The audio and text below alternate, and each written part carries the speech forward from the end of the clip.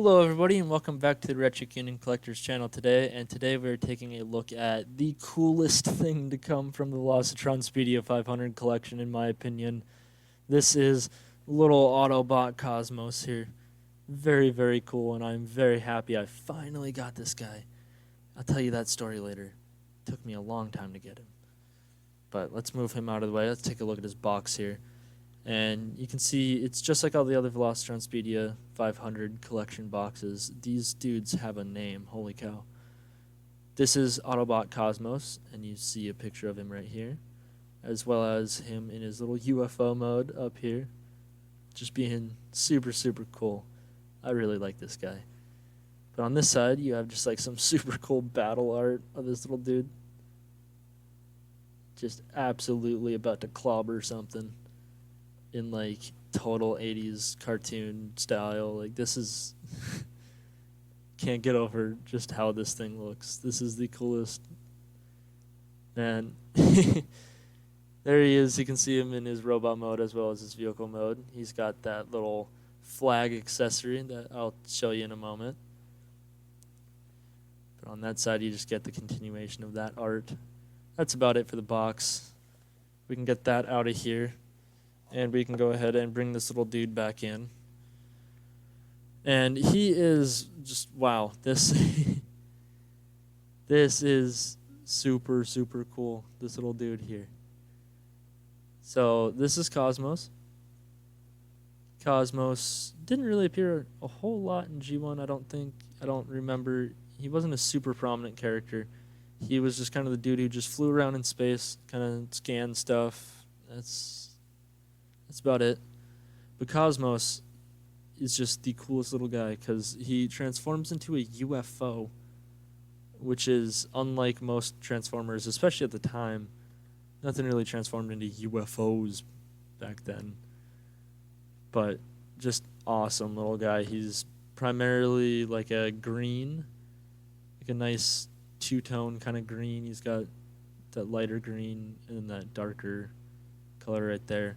But in robot mode, he also has a lot of yellow, and I think it's intended to be one shade of yellow, but it's definitely two. This is molded plastic here, and up in the shoulders and back here, but his face and his arms, I mean, you can see it right there. Painted plastic, molded plastic. So you do kind of got two different colors going at the same time here. And mine's arm is a little bit loose, which is kind of unfortunate because this guy is very rare. But yeah, so speaking of this guy being very rare, so as you might know with this Velocitron Speedia 500 collection, it is a Walmart exclusive, just like the Netflix series was with the War for Cybertron. And this guy is being shipped to Walmart's one per pack. So the pack is going to have like two of all the other deluxes, but there's only going to be one Cosmos and one Clampdown. So this guy took, I searched my Walmart. They kept telling me come back in the morning. So I'd come back in the morning when they first opened. They'd tell me, oh yeah, we didn't get to it. Come back in the morning. It took me like a solid week of going there at 6 in the morning. Before one day I went there, I didn't even care. I didn't go at 6. I went there at like 3 in the afternoon, and they had two of them just chilling there. And I was like, no way. So I grabbed it, and I am very glad I did, because this guy is just awesome. I can't really praise him high enough.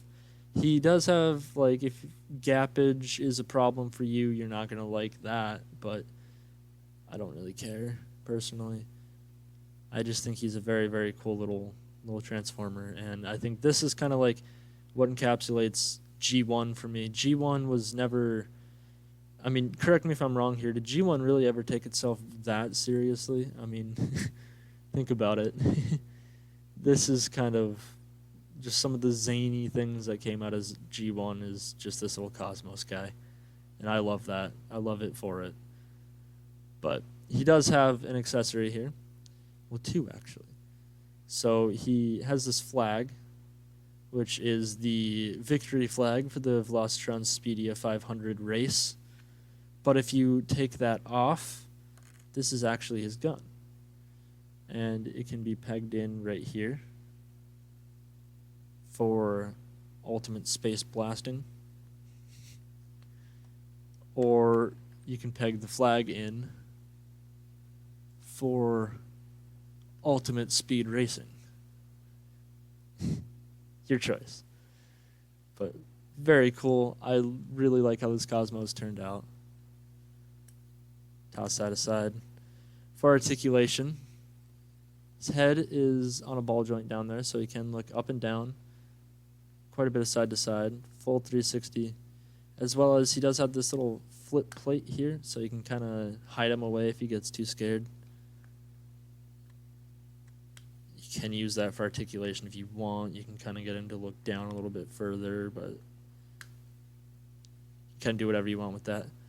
His arms can do a full 360. As you see, this one is kind of loose. This one's not bad. And in fact, that one didn't want to do the 360 as easy.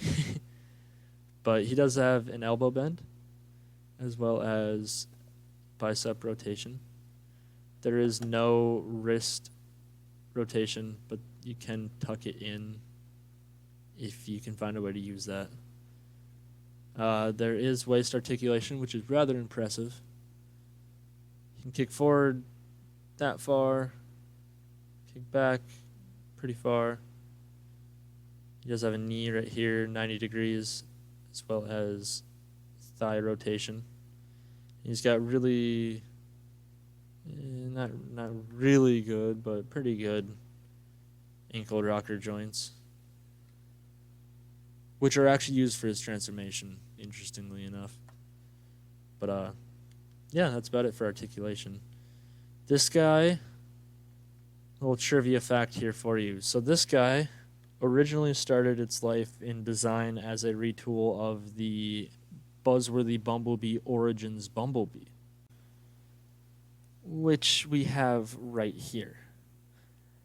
And as you can see, he is no longer a retool of the Origins Bumblebee. They decided partway through his development that they wanted to tackle this guy as an individual mold and not as a retool of this guy.